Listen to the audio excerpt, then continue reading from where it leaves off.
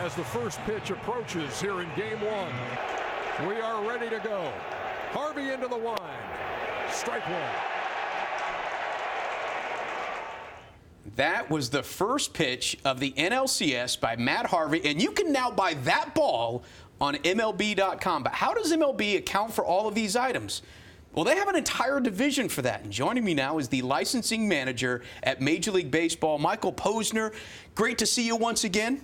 Great to be here. We met at Citi Field, and it really just started me down this path of game-used memorabilia and the authentication method, and it really is fascinating. So I'm thankful that you're here to explain this whole process. So let's just begin with MLB authentication. What is it that you guys do? Sure. Well, the MLB authentication program was started in 2001 on the heels of an FBI sting operation called Operation Bullpen. That started out of the San Diego field office after Hall of Famer, the late Tony Gwynn, walked into Qualcomm Stadium's team store and noticed that they had baseballs that said they were signed by Tony Gwynn, but he noticed that they were not signed by him. And he said, "This isn't my signature. What are you guys doing with these baseballs? How did you get them?" After a little bit of back and forth, the FBI got involved, started the program, and after 34 prosecutions, they have determined that almost 75% of all of the autographed merchandise out on the market is fake. Wait a minute. Okay, so now if in the, like say in the 90s, if I would have gotten something that was signed by any player, Mark McGwire, Sammy Sosa, whatever, what is the probability that that item is actually not signed by him? Not very good, and you're talking to someone who's bought autographs himself as a younger person and has a lot of doubts about those things. So we realized we needed to protect our fans, we need to protect our players, we need to protect our teams.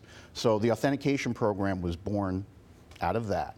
And what we do now is everything that you see, whether it's a game-used item or an autographed item, is directly witnessed by an authenticator that is a third party and not a member of Major League Baseball's staff or anyone else. And we've noticed that it's not always the most historic of items. I noticed on your website, Justin Turner, he had a hit in the NLDS. You guys put that up on Major League Baseball, on MLB.com. So how do you determine who has a right to that item? The player, the team, Hall of Fame? Well, from an authentication standpoint, we're about recording history. Okay. So our authenticators are at every game. All 2,430 games on the Major League schedule have at least one authenticator present. We have at least 3 authenticators at every postseason game. So we're assured of not missing anything that happens on the field. So they're there watching the game, and when a ball comes off the field, they will know who the pitcher was, who the hitter was, what inning it happened, and what happened with that baseball. They then turn that over to the club, and then the clubs decide where to go from there. A lot of them have their own little halls of fame. Some of them have stores, and some stuff goes back to the player. And the authentication process includes really these hologram stickers, I think, are the main thing, right? Yes, the hologram is the most important part of what we do. It is tamper-proof, and each one is sequentially numbered. What it does is it gets rid of the certificates of authenticity, which, as we go back to the Tony Gwynn story, that was all the provenance that anyone ever gave for an item. So if I'm forging a signature of someone, I can certainly forge that certificate of authenticity. So we have a sequentially numbered hologram. A person can go to MLB.com/authentication, and they can look up that item. And that has a little pop-up screen that tells you what this item is. And in this case with the baseball, it's a Steven Matz strikeout from Game 4 of the Division Series. Do players request authentication on things? Are the teams asking for stuff? Absolutely. Do you pick them out yourselves? Absolutely. No, it is something that everyone that is involved in the game is aware of, and that they know that there are authenticators at every game. So when Derek Jeter played his last game at Fenway Park, we had an authenticator in the visiting clubhouse sitting by his locker, and when Derek came off, he handed him his batting gloves, his cleats, his jersey, his cap, the bat he used, everything. And that's all been recorded. And for a lot of people, that's a very historical event. He was one of the greatest Yankees of all time. So to be able to say, this is the item, gives everyone the assurance that everything's above board, and that 20 years from now, or 50 years from now even, an auction house can't have what they say is Derek Jeter's bat from his last game without that hologram that someone could easily verify. Well, as a baseball fan, you understand it's really about the story, isn't it? It's that at this game where Matt Harvey was on the mound, that's when I asked such and such out to our first date. We ended up getting married 5 years later, what have you. There's always a story behind each one of these items, and that's what brings it to life. Absolutely. There's a father taking his son or daughter to their first game, and now they have an ability to memorialize that with something that was in the field of play. And I wish I had that when I was younger, but back, in the early 80s when I was going to Mets games at Shea, it didn't exist. But, for my nephew, when he went to his first game, I made sure that he had a ball from the game. This isn't something that we can make. We can make T-shirts. Everyone's got the Mets championship T-shirt around town, but these items are so unique, that's what draws people to it. It's a one of one.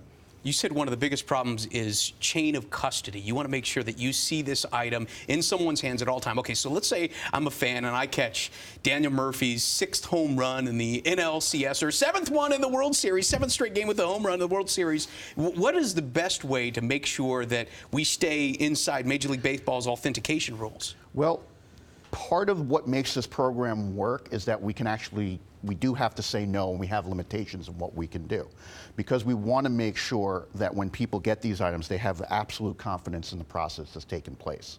So once a baseball leaves the field, goes into the stands, it goes into an area where there are people who have access to it, other than team officials, we cannot authenticate it at that point. So that's it. So that guy is not going to get that authenticated. We can't authenticate. Now, it's not a matter of us saying we don't believe the person, but again, I want to make sure that everyone involved in the process, whether they're buying something, whether it's going to a Hall of Fame, that they have 100% confidence in the fact that this is Matt Harvey's jersey from Game 1 of the NLCS, and this is Jake DeGrom's jersey from Game 5 of the NLDS and Game 3 of the NLCS. If we start bending the rules, we'd like to make everyone happy, but we can't, because if we start going down that path, then who's going to believe that these are actually the jerseys? There are cases, let's say David Wright's 500th home run game. We have a process of marking the baseballs.